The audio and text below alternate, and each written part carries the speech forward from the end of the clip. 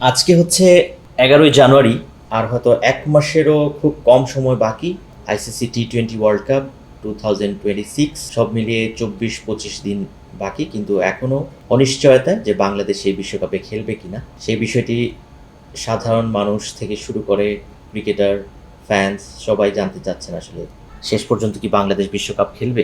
এ বিষয়ে জানতে আমাদের সাথে রয়েছেন আমাদের স্পোর্টস রিপোর্টার নাজিবুর রহমান নাইম। নাইম, আসলে কি খবর রয়েছে আপনার কাছে বিশ্বকাপ নিয়ে? আচ্ছা, এই মুহূর্তে যে অবস্থাটা সেটা কিন্তু বলা চলে যে বাংলাদেশ কিন্তু আইসিসির যে চেয়ারম্যান জয় শাহ তাকে কিন্তু বেশ কঠিন পরীক্ষার মধ্যে ফেলে দিয়েছে। এটার প্রথম এবং প্রধান যে কারণটি সেটি হচ্ছে বাংলাদেশের বিশ্বকাপে খেলতে না যাওয়ার যে বেঁকে বসার যেই বিষয়টা ছিল। এটা প্রথমত পুরো বিষয়টাই কিন্তু শুরু হয়েছিল মুস্তাফিজকে ঘিরে, যখন ভারতের উগ্রপন্থীদের একটা অংশ মুস্তাফিজকে আইপিএলে দেখতে চান না জানিয়ে বিক্ষোভ এবং আন্দোলন শুরু করে।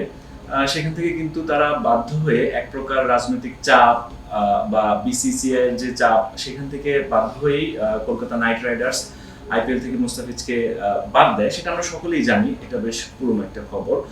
সেটার জেরেই কিন্তু বাংলাদেশ আইসিসিকে চিঠি পাঠায় যে তারা যেহেতু একজন মুস্তাফিজকে তারা নিরাপত্তা দিতে পারবে না, সেহেতু বাংলাদেশ পুরো দলটাকে কিভাবে নিরাপত্তা দিবে সেই নিরাপত্তার বিষয়টা নিয়েই আইসিসিকে চিঠিটা দেয়। তবে সেই চিঠির কোনো সম্পূর্ণ কোনো উত্তর এখনো পর্যন্ত আইসিসি থেকে আসেনি। বরং দ্বিতীয় দফায় আরো একটি চিঠি পাঠানো হয়েছে আইসিসিকে, যেখানে বাংলাদেশ উল্লেখ করেছে যে এটা এই মুহূর্তে জাতীয় মর্যাদার একটা বিষয় হয়ে দাঁড়িয়েছে। একই সঙ্গে বিষয়টা যে আইপিএল থেকে যে মুস্তাফিজকে বাদ দেওয়া হলো, সো সেই নিরাপত্তার ইস্যু এবং জাতীয় মর্যাদা দুটোকে মিলে বাংলাদেশ যদি এই মুহূর্তে খেলতে যায় বিশ্বকাপে, দুইটা ফ্যাক্ট। একটা হচ্ছে প্রথমত নিরাপত্তার বিষয় পুরো দলটাকে, সেক্ষেত্রে বাংলাদেশ চাচ্ছে যে ম্যান টু ম্যান পুরো দলকে নিরাপত্তা দেওয়া, যেটা এক প্রকার অসম্ভবই বলা চলে। আর আরেকটা বিষয় যেটা উঠে এসেছে সেটা হচ্ছে জাতীয় মর্যাদার যে বিষয়টা আমি বারবারই বলছিলাম।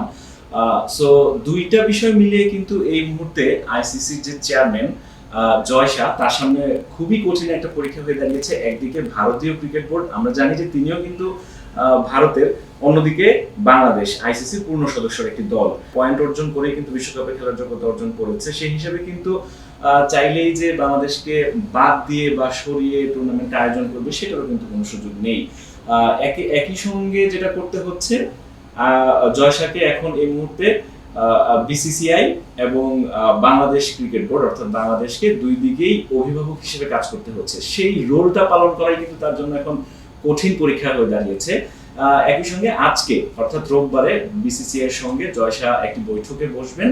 সো সেই বৈঠকটার পর আমরা আসলে জানতে পারবো যে আসলে কোন ধরনের সিদ্ধান্তে এগোচ্ছে আইসিসি।